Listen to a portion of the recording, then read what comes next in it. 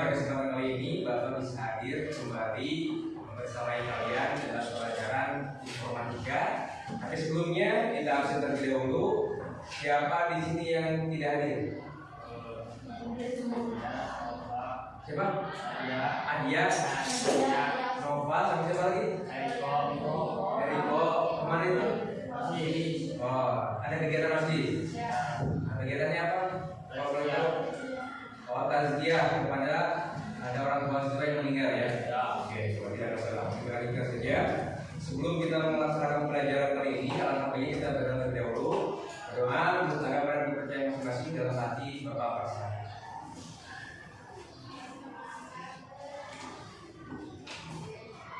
Berdoa selesai. Baik, di pertemuan kali ini adalah pertemuan pertama kita di kelas untuk informatika. Hari ini kita belajar tentang pentingnya cara berpikir komputasional. Siapa yang tahu apa itu berpikir komputasional? Tidak. Belum tahu?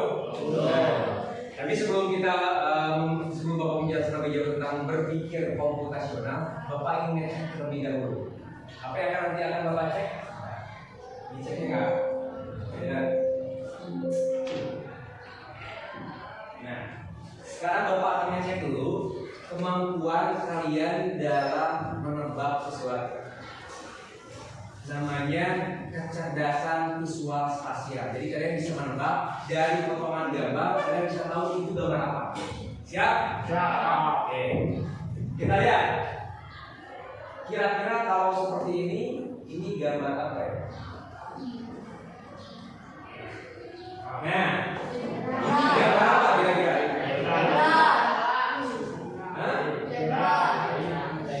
Zebra. Ada yang bilang apa? Zebra. Cung yang zebra. Nah, ada yang lain? Gajah. Cung yang gajah. Apa namanya? Di luar. Ada yang lain? Kira-kira gambar apa? Harimau. Oke. Ada yang lain? Ikan. Ada yang bilang patung, ada yang bilang ikan. Ada yang bilang juga zebra. Kita lihat ini ternyata ini adalah untuk gambar.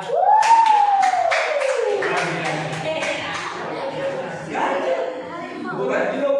Kita lihat belum siap belajar karena belum bisa menebak potongan dari gambar. Ini gambar apa? Ikan.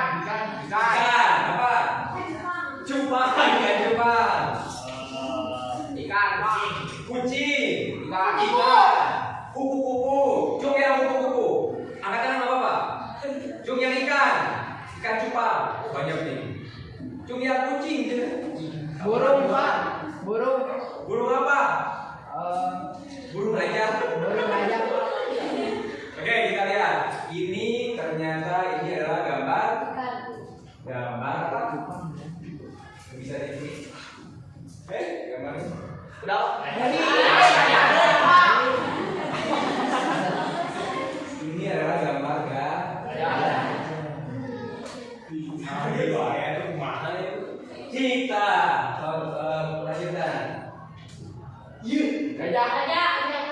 Gajah. Gurita, cumi-cumi. Gajah. Kucing. Rupa-rupa. Benar gambar gajah. Terakhir. Cing gambar non.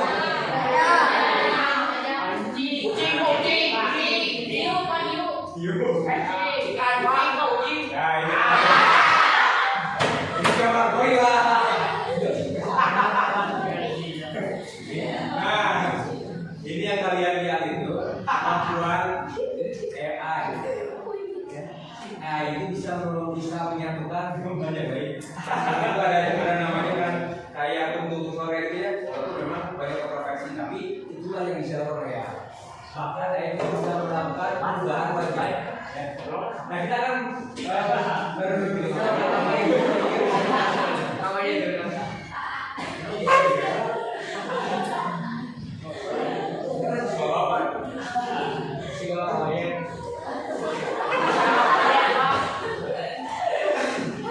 Siapa yang tahu?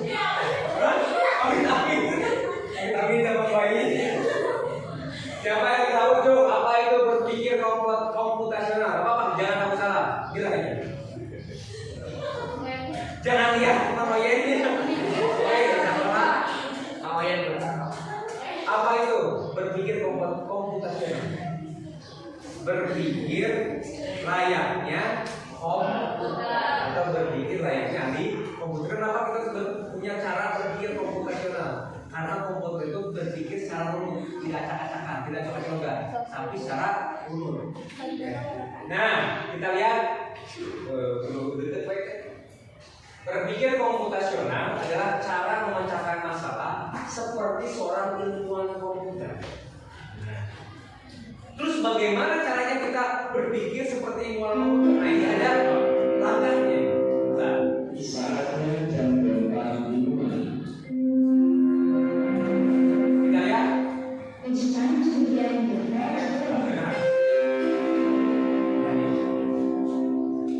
Nah, ada cirinya. Apa ciri utama dalam berpikir komputasional? Saha sudah beda.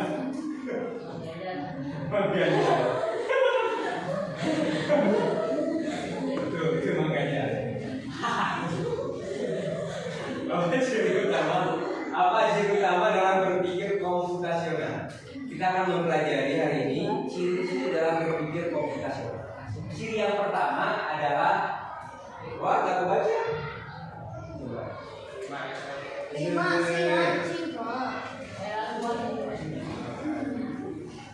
Ciri yang pertama, ini sebelumnya, ini ada. Hah? Di mana ya? Saya lagi. Pertama, dekomposisi, memecahkan masalah besar menjadi tulis. Jadi yang pertama cara berpikir komputasional itu adalah dekomposisi, yaitu memecahkan masalah yang besar menjadi masalah yang kecil. Ini namanya dekomposisi. Contohnya nih, masalah utama, banyak teman di kelas tidak mau piket dan tidak membayar uang kas. Betul ini masalah? Masalah di kelas keluarga ada? Ada yang tidak suka piket? Ada yang tidak suka bayar uang kas? Jadi itu masalah. Nah, bagaimana cara memecahkan masalah tersebut? Kita menggunakan pemecahan masalah dekomposisi. Pecahkan masalah di bagian-bagian kecil dulu. Hanya ini dulu masalah piketnya. Ternyata ketika kita cek analisis, oh, kenapa piket? Ada yang lupa jadwal piket, malas piket karena tugas orang yang banyak. Ada yang tidak merasa tanggung jawab karena tidak ada sanksi, tidak ada sistem pengingat atau motivasi. Tidak semua anggota piket hadir di hari yang tugasnya. Ini adalah masalah-masalah kecilnya dari masalah yang umum. Jadi kita turunkan masalah besar. Kenapa sih nggak piket? Oh, ini ternyata masalah-masalahnya ada 5 alasan. Nah, itu harus kita cari. Nanti setelah kecil kita pecahkan satu persatu. Kemudian masalah uang kas. Kenapa sih nggak bayar uang kas? Masalahnya apa? Oh, ada diidentifikasi. Ada masalah-masalah. Ternyata ada 5 masalah. Apa saja? Yang pertama, oh, ada yang lupa membawa uang. Tapi tiap hari Pak lupa uang nanti. Ada yang belum tahu jadwal bayar uang kas. Dan tiap hari naon nih, tiap jadwal membayar uang kas lupa bawa uang. Kayak gitu, alasan. Ada yang tidak merasa perlu membayar karena kas tidak digunakan dengan jelas. Ada yang tidak ada sistem catatan atau pengingat yang strict. Jadi benarnya ciwai pengingat itu. Tidak ada sanksi atau reward yang memotivasi untuk bayar tepat waktu. Jadi keman kamu membayar tepat waktu dapat hadiah. Nah, dia tiket tutup tiket misalnya. Tutup tiket. Waduh, tahu kan? Nah, kemudian kita coba pecahkan solusi berdasarkan dekomposisi. Untuk piket, berarti buat jadwal piket digital. Tempel di kelas. Nah, solusinya apa? Yang di WA nanti simpan di situ di ini kan. Apa? Kalau misalnya ya, kalau jadwal piketnya bisa disimpan di grup, kemudian di sorot jadi sorotan ya. Kemudian buat grup piket mingguan di WhatsApp agar saling mengingatkan. Jadi masing-masing piket karena ada 6 orang dibuat grup piket salsa. Bisa aja seperti itu. Tetapkan sanksi ringan bagi yang tidak piket. Nah, itu ya, udah sanksi ringan. Minimal misalkan bayar uang kasar 2 kali lipat. Bisa seperti itu. Melakukan rotasi kelompok agar semua merasakan tugas yang ada. Ini adalah solusi. Bisa kalian coba. Kemudian untuk uang kas, buat mengingat mingguan via grup WA kelas, tempat jadwal bayar kas dan daftar yang sudah bayar di kelas. Jelaskan secara transparansi penggunaan uang kas. Jadi kalian nanti berharapnya ngejelasin di depan. Ini uang kas itu ini, penerimaannya segini, pengeluarannya segini. Kalau misalkan ada yang mempertanyakan kemana uang kas, ya. Kalau tidak ada, ya masalah. Oke, sudah. Kemudian buat tabungan kas, jadi bisa bayar dulu sebagian. Jadi yang kasih berapa seminggu berapa? 2.000. 2.000? 3.000? Pas pulang di sungai, tisu 3.000. 2.000 per minggu. Piraku atau ngapain ini mana benar? Coba benarannya. Cuma benar. Ada yang enggak? Oh belum mulai. Tahun kemarin ada yang enggak? Kamu bukan ini yang benar atau tahun kemarin? Masih ada yang enggak? Awas ya, nah, 2.000 berapa seminggu?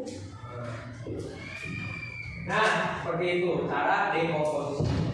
Ini tulisannya di atasnya. Kesimpulannya, berarti memahami materi yang kompleks secara bertahap. Kesimpulannya dalam dekomposisi ini kita mampu memahami materi yang kompleks secara bertahap, menyusun materi berpikir logis dan sistematis, melatih keterampilan memecahkan masalah, dan meningkatkan pemahaman mendalam terhadap materi pembelajaran. Itu yang pertama namanya dekomposisi. Yang kedua, cara berpikir komputasional itu adalah dengan pattern recognition.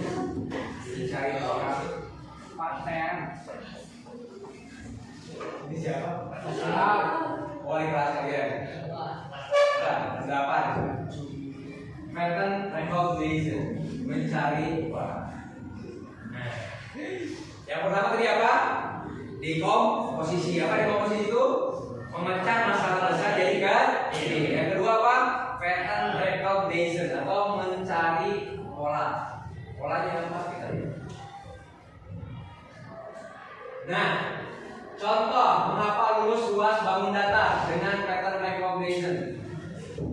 Aku sering lupa lulus luas bangun data seperti persegi, persegi panjang, segitiga, dan jaringan. Jadi susah usaha mencari PR-nya, PR matematika. Bagaimana solusinya? Ternyata dari rumus tersebut hampir semua bangun datar rumusnya itu alas kali tinggi. Bedanya kalau persegi itu panjang kali lebar. Yang akhirnya panjang kali lebar alas kali tinggi. Hanya untuk segitiga tinggal dibagi dua, alas kali tinggi dibagi dua. Yang persegi rumus luasnya sisi kali sisi. Jadi panjang kali lebar. Segitiga alas kali tinggi bagi dua. Kejar-kejar alas kali tinggi. Semua bangun datar alas kali tinggi. Kesimpulannya sekarang aku cukup ingat alas kali tinggi. Kalau segitiga tinggal dibagi dua. Kalau persegi panjang tinggal ganti nama jadi panjang kali lebar. Nah, manfaatnya dengan menemukan pola yang mirip, aku lebih cepat hafal rumus dan bisa mengerjakan soal tanpa buka buku. Sebenarnya kalian bisa mengerjakan ulangan juga, lihat polanya. Pola T. Lalu ketika misalkan kecuali kan bisa ini panjang tulisannya ada kecuali, pasti jawabannya itu berbeda dengan yang jawabannya gimana? Pasti berbeda dengan yang lainnya dari kata-katanya juga. Kalau ada pilihan misalkan 1, 2, 3, 4, 5, manakah dari 1, 2, 4, 5 itu yang kalian lihat aja polanya. Ada jawaban pasti ada satu nomor yang tidak ada nomornya. Nomor ini itu ada pola sebenarnya kalau kalian tahu. Jadi sebenarnya nanti kalau kayak tes CPNS dan tes STAN itu kita tidak ada waktu berpikir lama, cepat. Jadi cari polanya. Oh ini begini. Ketahuan dari pola itu masa soal kadang-kadang bisa menjawab kalau lihat polanya. Ini namanya pattern recognition. Ini bisa dilakukan dalam kegiatan pembelajaran. Nah, sebelumnya kita akan coba. Kalian bisa menghafal di dalam 1 menit? Kembali pikir.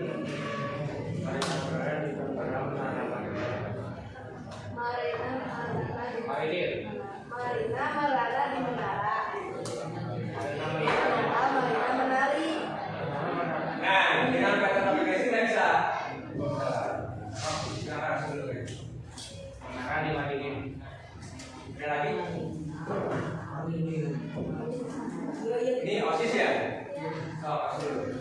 Sekarang coba semuanya berdiri. Cukup. Kita jadi berdiri cuma berdiri itu, dan berdiri kunci. Bawahnya berdiri. Untuk jambung itu.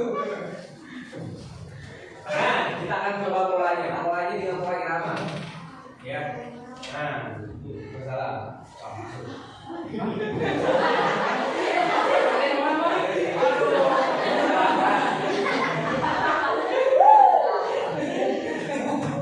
Kita coba. Pakai lagu ya, pakai irama. Ini ada polanya. Maringan merana di menara. Di menara.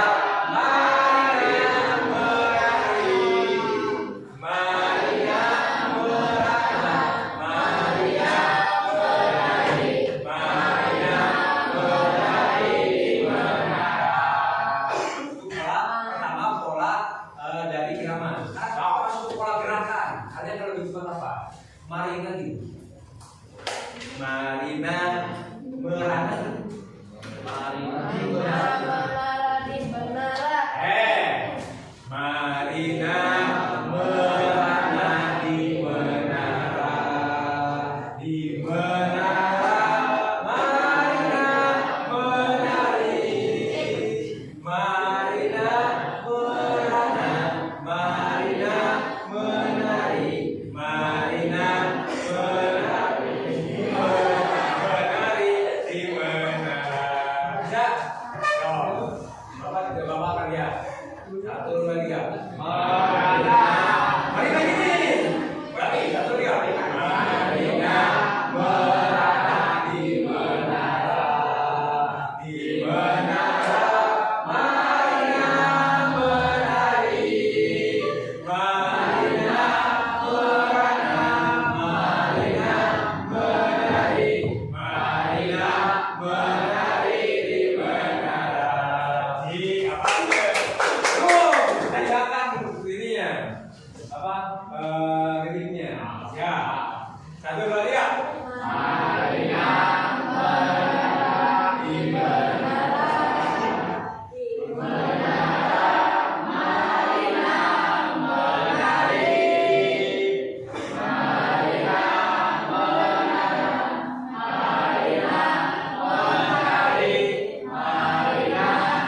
menari di menara. Oke. Kalian tahu nggak? Kalian barusan itu sudah mempraktekkan coding. Bapak kan tidak bilang apa. Tapi kalian tahu ini Marina, ini Marana, ini salah satu coding itu seperti itu. Jadi dimudahkan kalian kan. Kemudian kalau pikir kalian bapak keluar ingatkan enggak? Marina merana di menara, Marina menari. Marina merana, Marina menari, Marina menari di menara. Yakin apa itu? Karena ada pola irama, ada pola irama. Ya, oh, ini apa ya?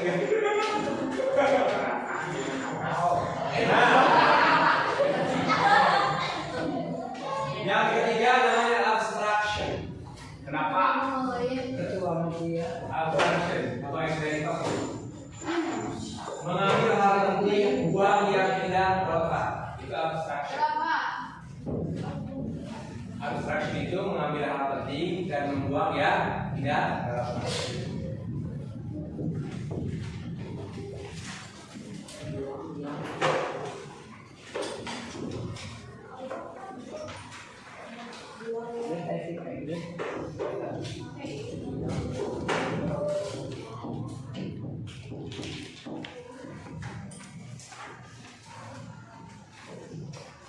Ya. Jadi tadi yang pertama apa? Dekomposisi. Apa itu dekomposisi? Kita masalah dari yang besar, kemudian dan yang kedua pattern metode, membuat pola. Kita menghafal sesuatu, kita bikin polanya, pola irama atau apa di lagu. Bapak SMA itu 2006 keluar. Baru lagi belum lahir. Bapak keluar SMA 2006. Di 2006 itu pas 2005 Bapak kelas 2, Bapak diajarin sama guru kimia itu tentang unsur nitrogen. Tapi di dalam itu kita bisa bikin lagu dari unsur nitrogen. Dulu itu ada namanya API, Akademi Farmasi Indonesia. Alamnya menuju puncak. Bapak dikasih bikin kayak apa? Unsur nitrogen 78%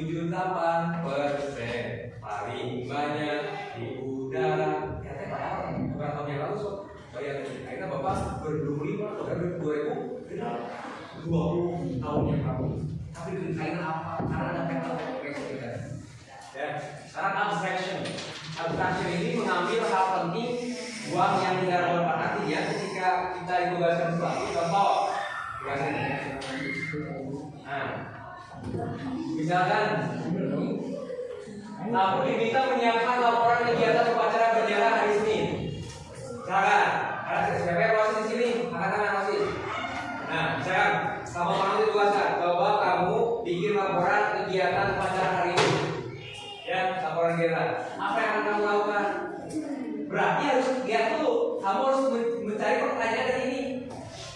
Tanggal dan waktu upacara, siapa petugas upacaranya, pembinanya, pemimpinannya, pembawa teks Pancasilanya, jalannya kegiatan, pengibaran bendera dan sebagainya, jumlah peserta dan bentuk kegiatan seperti apa. Ini yang kayak warna status tiap siswa, cuaca mendung cerah, siapa yang duduk di samping itu nggak penting. Jadi harus bisa mencari sesuatu yang penting yang nanti bisa dibuat menjadi sebuah laporan yang fokus dan benar. Hasil abstraksi ini aku bisa membuat laporan singkat, jelas dan fokus pada inti kegiatan tanpa informasi yang tidak penting. Nah, terkadang ketika kita belajar, kita tuh menyerapnya itu yang tidak hal yang tidak penting. Seperti kita belajar, kalau teman bukan untuk apa ya, obrolan teman pembelajaran kita, padahal itu tidak penting. Kita lakukan yang tidak penting, kita fokus ke hal yang penting. Cari penting. Oke, tadi yang ketiga apa pesan? Abstraksi. Yang pertama apa? Dekomposisi. Yang kedua, pattern recognition. Yang ketiga, abstraction. Apa abstraction itu? Ada orang sama sepi pak. Beren lewat. Nah bukan seperti itu ya. Itu mah budi. Nah ini yang keempat, tulisannya harus baca ya. Tapi beli bapak itu baca.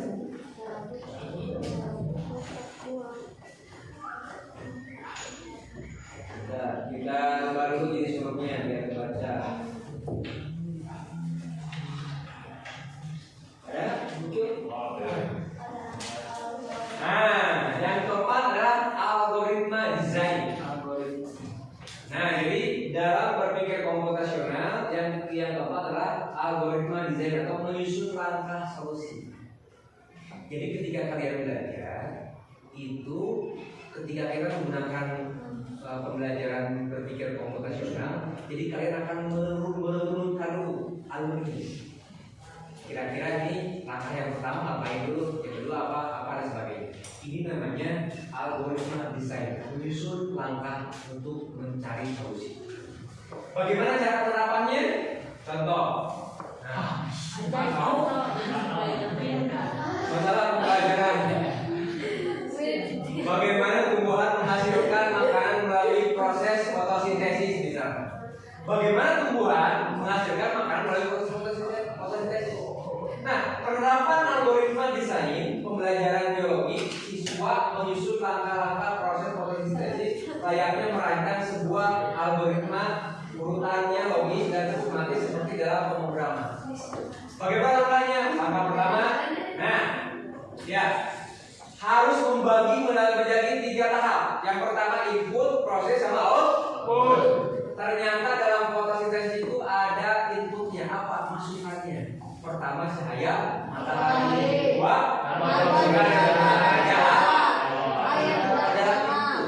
kalau tanpa ada 3 itu bisa nggak fotosintesis? Itu cara berpikir kita. Kalau salah satu bilang tidak bisa fotosintesis. Berarti kalau seperti itu, kalau tumbuhan yang ada dalam ruangan tanpa ada cahaya bisa berfotosintesis? Apa itu fotosintesis? Membuat makanan sendiri. Prosesnya setelah disediakan air yang ada di akar diangkut oleh siapa? Ada silem. Dari akar kemana? Daun. Kenapa? Kemudian di daun stomata menyerap karbon dioksida yang ada di udara. Jadi kalau kalian pikir ke daun, itu kan daun mah satu. Kalau baturan mah berasa pun nggak bau jigo. Kalau daun mah satu, kenapa? Yang kita keluarkan adalah karbon dioksida. Daun tumbuhan membutuhkan karbon dioksida untuk melakukan fotosintesis. Kemudian klorofil menyerap energi cahaya matahari. Jadi dalam prosesnya ada 3 yang dilakukan. Pertama, air H2 diangkut dari akar ke daun. Daun menyerap karbon dioksida. Klorofil menyerap cahaya. Terjadilah proses kimia di mana di kloroplast yang disebut reaksi fotosintesis. Hasil fotosintesis itu menghasilkan 2 zat. Yang pertama glukosa, yang kedua oksigen. Glukosa buat apa? Buat makanan atau oksigen buat apa? Buat kita. Makanya ketika kita bertemu di bawah pohon, segar tidak? Segar. Tapi ada satu pohon yang sedang dikembangkan oleh pemerintah Kabupaten Sumedang. Itu ketika kita bertemu di bawah pohon tersebut 5 menit mati. Bapak pernah bersuara ini? Pohon itu sekarang disimpan di belakang gedung negara dekat museum. Ada di situ empang, di belakang ada sebuah pohon, namanya pohon teratai. Pohon teratai. Daunnya gede, ada di atas empang. Bapak nggak ada berapa papan? Ada semenit yang sekitar 5 menit. Gitu. Kira-kira kalau dibuat seperti ini kalian lebih memahami? Daripada langsung berada gitu ya. Tapi bisa dulu cara berpikirnya. Oh, kalau misalkan ada input berarti ada proses. Oh, kalau ada proses ada hasilnya. Apa hasil ini? Oh, inputnya ini. Nah, ketika dipilah-pilah seperti ini, inilah cara berpikir komputasional. Maksudnya adalah logaritma. Membuat nanti sebuah program, jadi kalian akan memiliki program. Dijadikan program kode sederhana. Start, ambil air dari tanah melalui apa? Serap CO2. Kalau makin bikin animasinya, di kanalnya serap CO2 dari udara. Supaya berhenti bikin animasinya. Kemudian serap cahaya menggunakan klorofil, lakukan reaksi kimia CO2 tambah H2O tambah cahaya sama dengan glukosa dan O2. Simpan glukosa sebagai makanan, keluarkan O2 ke udara. Apa ya akhirnya jadi programan? Apa pernah jadi program? Bapak juga komputer dulu. Bapak tuh lama di komputer, Bapak mulai belajar komputer 2009 sampai sekarang mengajar. Bapak pernah jadi juara juga untuk mengajar untuk juara instruktur komputer tingkat nasional kedua 2012, K4 2006 waktu di Palu tahun 2012. Bapak 2012 kan bikin animasi untuk belajar anak usia dini pakai Adobe Flash. Kalau untuk yang 2006 itu Bapak bikin untuk berdesain web. Nah, ini 2020 Bapak masuk ke sini jadi guru PRI. Jadi guru tadinya Bapak guru informatika. Makanya SPDI itu sarjana pendidikan kadang informatika kadang Islam. Tapi Bapak kuliahnya di PRI. Oke, lanjut. Nah, manfaat algoritma desain ini membantu kalian memahami proses kompleks secara dulu.